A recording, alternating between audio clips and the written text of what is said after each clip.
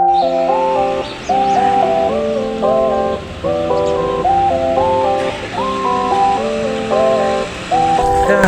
देखिहाल्नुभयो होला यो टनेल छ नि सिमेन्टको टनेल के त्यसमा यो लेखेको छ अलिक पढ्न आएन अलिक पढ्न नि गाह्रो भयो मलाई नेपाली पढ्न नआउने त होइन तर पढ्न निकै गाह्रो लाग्यो यो नेपाली त होइन तर हिन्दी जस्तै पाराको छ यो टनेलमा चाहिँ सधैँ लेखिरहेको हुन्छ कि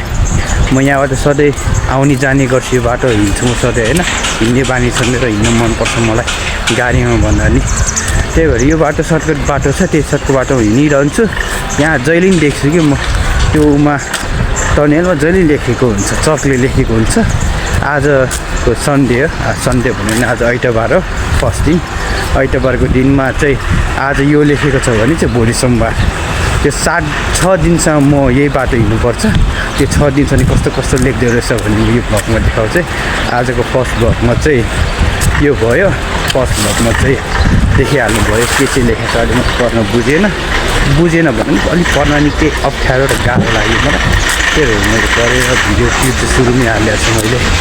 अब भोलि सोमबारको दिन आज आइतबार भयो भोलि सोमबार हुन्छ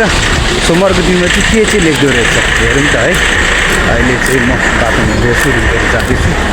अब चाहिँ म ठ्याक्कै भोलिको सोमबारको दिनमा सेकेन्ड भ्लग आजको फर्स्ट भ्लग भयो सेकेन्ड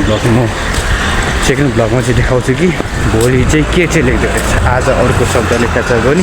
भोलिको दिनमा अर्को शब्द यो सधैँ म धेरै महिनादेखि हेरिरहेको छु कि धेरै महिना यो बाटो भइसक्यो हिँडेको धेरै महिनादेखि देखिरहेको छु कि त्यहाँ एक दिनमा आज अर्को लेखेको छ नि भोलि दिन अर्को लेखेको हुन्छ त्यही भएर भोलिको ब्लगमा यो देखाउँछु है सुरुदेखि अलिकति हेर्नु होला यदि